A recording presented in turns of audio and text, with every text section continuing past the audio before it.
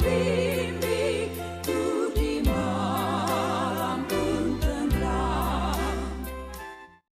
Lukas pasal 20 ayat 9 sampai ayat 19. Perumpamaan tentang penggarap-penggarap kebun anggur. Lalu Yesus mengatakan perumpamaan ini kepada orang banyak. Seorang membuka kebun anggur. Kemudian ia menyewakannya kepada penggarap-penggarap, lalu berangkat ke negeri lain untuk waktu yang agak lama. Dan ketika sudah tiba musimnya, ia menyuruh seorang hamba kepada penggarap-penggarap itu, supaya mereka menyerahkan sebagian dari hasil kebun anggur itu kepadanya. Tetapi penggarap-penggarap itu memukul hamba itu dan menyuruhnya pulang dengan tangan hampa. Sesudah itu ia menyerahkan seorang hamba yang lain. Tetapi hamba itu juga dipukul dan dipermalukan oleh mereka, lalu disuruhnya pulang dengan tangan hampa. Selanjutnya ia menyuruh hamba yang ketiga, tetapi orang itu juga dilukai oleh mereka, lalu dilemparkan keluar kebun itu. Maka kata Tuan kebun anggur itu, "Apakah yang harus kuperbuat? Aku akan menyuruh anakku yang kekasih, tentu ia mereka segani." Tetapi ketika penggarap-penggarap itu melihat anaknya itu, mereka berunding. Katanya, "Ia adalah ahli waris. Mari kita bunuh dia, supaya warisan ini menjadi milik kita." Lalu mereka melemparkan dia keluar kebun anggur itu dan membunuhnya. Sekarang apa yang akan dilakukan oleh tuan kebun anggur itu dengan mereka? Ia akan datang dan membinasakan penggarap-penggarap itu, dan mempercayakan kebun anggur itu kepada orang-orang lain. Mendengar itu mereka berkata, "Sekali-kali jangan."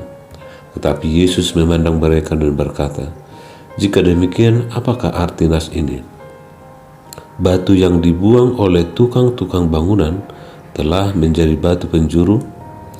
Barang siapa jatuh ke atas batu itu, ia akan hancur, dan barang siapa ditimpa batu itu, ia akan remuk."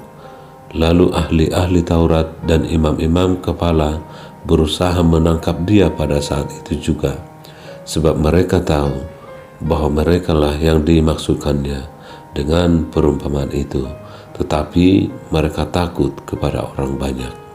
Demikian firman Tuhan. Saudara-saudaraku, walau seringkali mendapat teguran dari Yesus, ahli-ahli Taurat dan imam-imam kepala tetap bersikukuh pada kebenaran diri mereka masing-masing. Memang orang berdosa tidak mungkin bisa berubah dan bertobat dari dosa-dosanya kalau bukan karena anugerah Tuhan yang lebih dahulu dicurahkan kepada mereka. Hari ini, melalui perumpamaan ini, ketika Yesus menyampaikan perumpamaan ini, kita bisa melihat betapa jahat perbuatan ahli-ahli Taurat dan imam-imam kepala. Yesus mengumpamakan mereka sebagai penggarap-penggarap yang menyewa kebun anggur dari pemilik kebun anggur yang melambangkan Allah sendiri.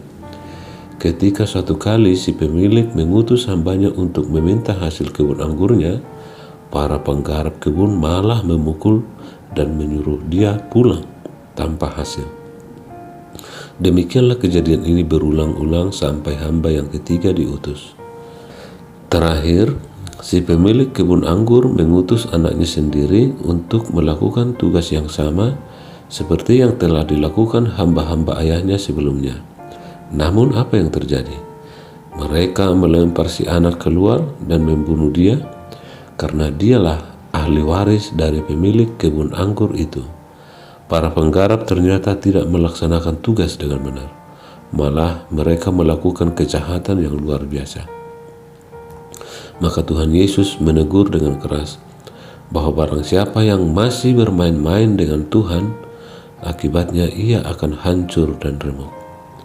Ini adalah gambaran bangsa Israel yang berulang kali menolak kerajaan Allah. Berkali-kali Allah mengutus nabi-nabinya kepada mereka, hingga pada puncaknya dia mengirimkan Yesus anaknya untuk berbicara kepada mereka. Namun tetap saja mereka menolak. Mereka justru kemudian menyalibkan Yesus sebagai puncak pemberontakan mereka. Sungguh sangat ironis sekali. Sebagai orang percaya di zaman sekarang ini, kita tentu tidak meragukan Yesus sebagai anak Allah, Juru Selamat yang telah diberikan Bapa kepada kita. Maka jangan sia-siakan anugerah Tuhan yang luar biasa itu bagi kehidupan kita. Marilah jadikanlah Yesus sebagai Juru Selamat kita, supaya kita tetap menjadi anak yang setia sampai akhir hidup kita. Tuhan memberkati dan menyertai kita. Amin. Bapa di dalam surga, Maha Pengasih dan Maha Penyayang, terima kasih atas kasih-Mu yang begitu besar, mengorbankan anak-Mu yang tunggal, Yesus Kristus. Janganlah biarkan hati kami tertutup untuk menerimanya di dalam hidup kami, supaya kami selamat jauh dari api murka-Mu. Biarlah untuk selama-lamanya kami adalah umat kesayangan-Mu. Di dalam nama Yesus Kristus kami berdoa. Amin. Kasih karunia Tuhan kita Yesus Kristus, kasih setia Allah Bapa, dan persekutuan Roh Kudus kiranya menyertai kamu hari ini dan selama-lamanya. Amin.